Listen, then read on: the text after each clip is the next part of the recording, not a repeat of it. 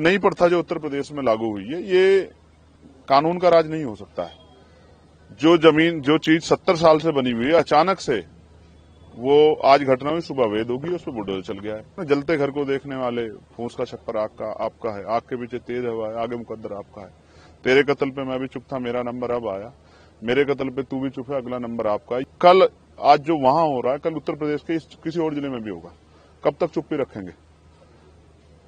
मेरे पास बहुत काम है, लेकिन जब वो अन्याय हुआ और वहां के लोगों ने मुझसे अपील की कि आपको आना चाहिए। अब सब लोग बड़ी बड़ी बातें करते हैं, लेकिन मुसीबत में कौन आता है साथ? ये देखने की बात है। देखिए, बरेली जाने का कार्यक्रम तो कल बना, उससे पहले पार्टी के कई कार्यक्रम थे। क्यों बना, इससे पूरा प्रदेश और देश वाकिफ है। जिस तरह का अन्याय वहां हुआ है, पहले अधिकारियों में और आम जनता में सामंजस्य बनता था चीजों को संभालने के लिए। भाई, लोकतांत्रिक व्यवस्था है, अगर कहीं कुछ गलत हुआ है तो लोग विरोध करेंगे। विरोध का भी एक अस्त्र होता है, एक मर्यादा होती है, एक सीमा होती है कि हमें कानून को हाथ में नहीं लेना है।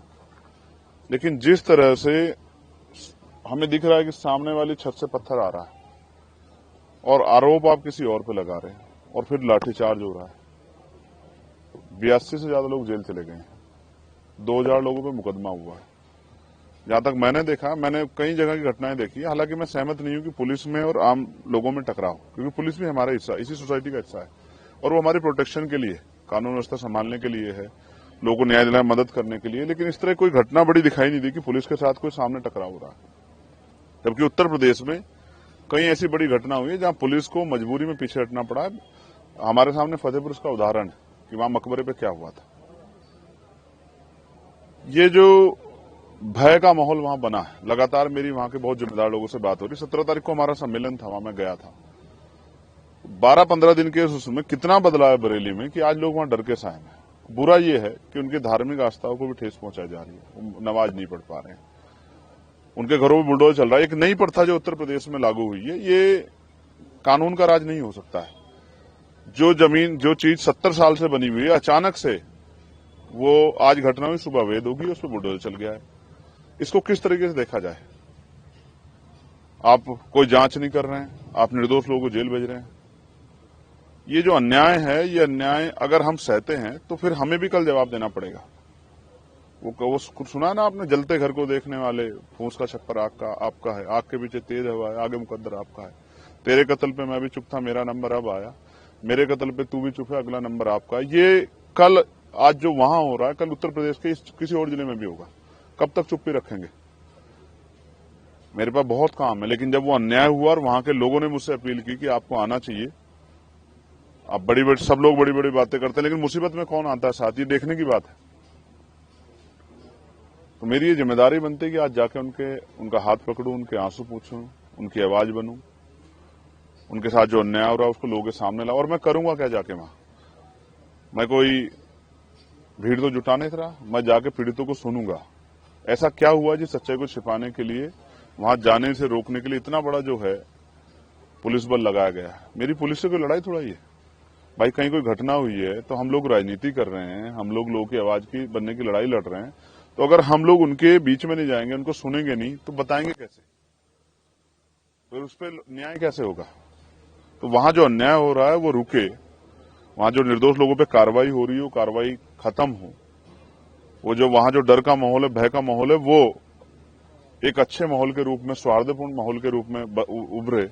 आज विजयदशमी है, कल जुमे की नमाज है। ये जो माहौल बना हुआ है, इसमें लोगों को कुचला ना जाए। मैं बहुत जिम्मेदारी से कह रहा हूं कि लोकतंत्र को कुचला जा रहा है बरेली में, और अधिकारियों की, एडमिनिस्ट्रेशन की जिम्मेदारी है कि वो लोगों में इस तरह का जो है सामंजस्य, सौहार्दपूर्ण माहौल जो है बहाल कराएं, कि लोगों का ये भय खत्म हो और ये जो अन्याय हो रहा है ये खत्म।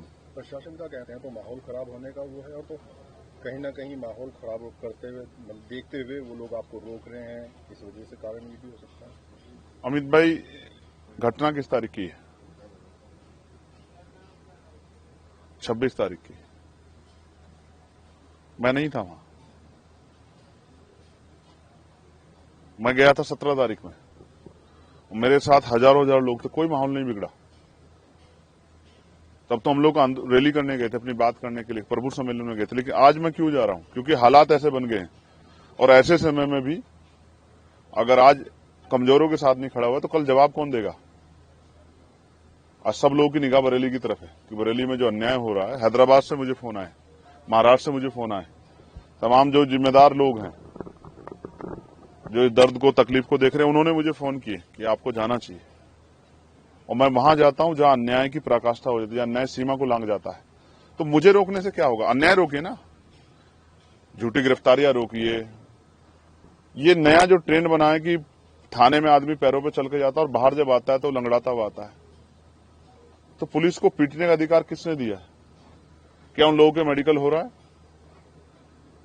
क्या आईपीसी की कोई, अब तो बीएनएस होगी, बीएनएस की कोई धारा ऐसी कहती है कि पुलिस पीट सकती है?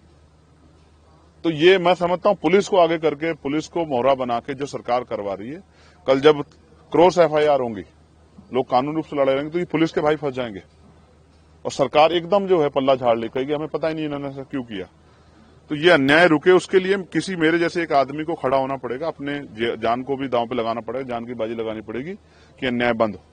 और मैं अपनी ड्यूटी कर रहा हूं क्योंकि मैंने पार्लियामेंट में ओथ ली है कि देश के प्रत्येक आखिरी व्यक्ति के लिए भी हम लोग खड़े रहेंगे, उनकी आवाज बनेंगे, उनके पास न्याय होगा, उनके अधिकारों पर अतिक्रमण होगा तो उनकी आवाज उठाने का काम करेंगे। मैं अपनी ड्यूटी कर रहा हूं, इसके लिए मुझे तनख्वाह मिलती है। मैं ईमानदार आदमी हूं, मुझे तनख्वाह मिलती है। जो तनख्वाह जिन लोगों के टैक्स के पैसे से मिलती है, उनके साथ अन्याय हो रहा है तो उनकी लड़ाई लड़ रहा हूं। किसी और पे भी होगा उसकी भी लड़ाई लड़ूंगा। जो मौलाना मोहसिन रजा है, उनके कहीं संपत्ति में बुलडोजर चला और जो अन्य लोग हैं उनकी जो संपत्तियां वो सीज की जा रही हैं, उन पे भी कार्रवाई होगी, तो इसको कैसे देखते हैं? मैं आपको फिर कह रहा हूं, किसी को मारने के लिए लाठी चलाने की जरूरत नहीं है, कोई जरूरत नहीं लाठी चलाने की। आप उसकी जो आर्थिक रिसोर्स हैं, उसके जो आर्थिक साधन उनको तोड़ दो, उसकी आय के जो साधन है उसको तोड़ दो। ये सिर्फ राजनीतिक एक एजेंडा है, कुछ लोगों को, अपने वोटर्स को खुश करने के लिए कि हमने संपत्ति जब्त करी। मैं पूछना चाहता हूं, अगर आज वो अवैध है तो कल तक वो अवैध कैसे था? फिर ये प्रशासन, एडमिनिस्ट्रेशन, सरकार क्या कर रही थी? पिछले 8 साल में क्यों नहीं देखा गया कि वो अवैध है? क्या लोगों ने जबरन कब्जे कर रखे हैं? लेकिन वो घटना के अगले दिन ही बाद अवैध कैसे हो जाता है? उसमें बुलडोजर कैसे चल जाता है? कौन से कोर्ट के आदेश चला? सुप्रीम कोर्ट की फटकार लगी सरकार को। फिर भी ये सरकार जो है, क्योंकि ये रोटी नहीं देगी, ये रोजगार नहीं देगी, ये महंगाई खत्म नहीं करेगी, ये कर्मचारियों के हितों का ध्यान नहीं रखेगी, पुरानी पेंशन नहीं देगी, ये नई नियुक्तियां निकालेगी, ये पेपर लीक नहीं रोकेगी, ये आशा, आंगनबाड़ी, भोजन माता, पीआरडी के जवान, होमगार्ड के जवानों को जो है वेतन वृद्धि नहीं करेगी, ये पुलिस के भाइयों को जो है पुलिस रिफॉर्म नहीं लागू होने देगी।